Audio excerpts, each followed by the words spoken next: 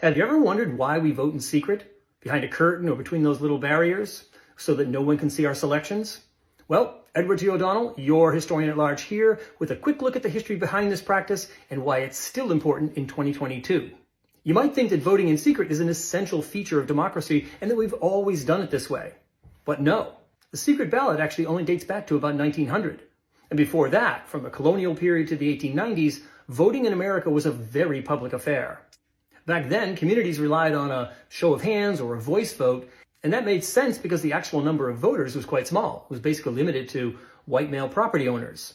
So there was no need for any kind of elaborate balloting system. In addition, people in those days considered public voting a virtue and a necessity.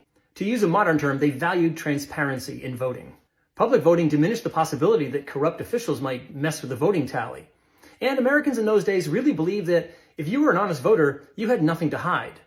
But in the early 19th century, as the vote was granted to basically all white male citizens, many communities began to turn to paper ballots.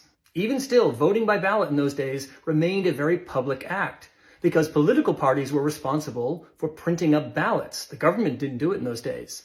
And so parties, in order to distinguish their ballots from the other parties' ballots, used colors. So maybe the Democrats would use blue and the Whigs would use green.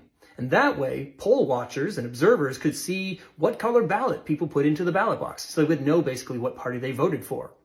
In the mid-19th century, voting got even more transparent with the widespread adoption of a glass globe ballot box. It was a little smaller than a basketball, had a little slot at the top, and that's where you put your brightly colored ballot inside, and people could see what color ballot you put in. This kind of ballot box was so ubiquitous in the 19th century that political cartoonists like Thomas Nast used it as a symbol of democracy. However, transparent balloting had a major flaw. It allowed political organizations to use violence and intimidation to coerce voters to vote a particular way and for a particular candidate. Political machines like New York's Tammany Hall hired shoulder hitters to intimidate voters at the polling site to vote for the machine's candidates.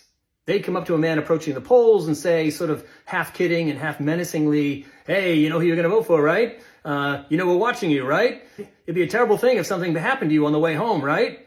And then they'd watch that man enter the polls and they'd see what colored ballot he put in that glass ballot box. And if they saw that he voted the wrong way, they'd beat the crap out of him when he left the polling site. Not surprisingly, by the 1870s and 1880s, reformers began to denounce this form of intimidation as a corruption of American democracy. And we should point out they were much less vocal about the same kind of violence and intimidation being used to suppress the African American vote in the South.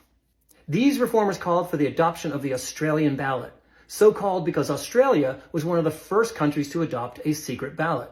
Only the secret ballot, they argued, one printed by the government on white paper and filled out in private, could restore the sanctity of the ballot. In 1888, Massachusetts became the first state to adopt a secret ballot, and then one by one, the rest of the states followed. Glass ballot boxes gave way to voting booths and curtains.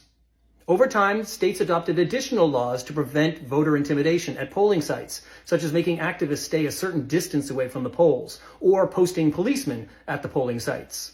Additional laws were passed in the 1960s and 1970s as part of the civil rights movement to prevent voter intimidation and violence at polling sites.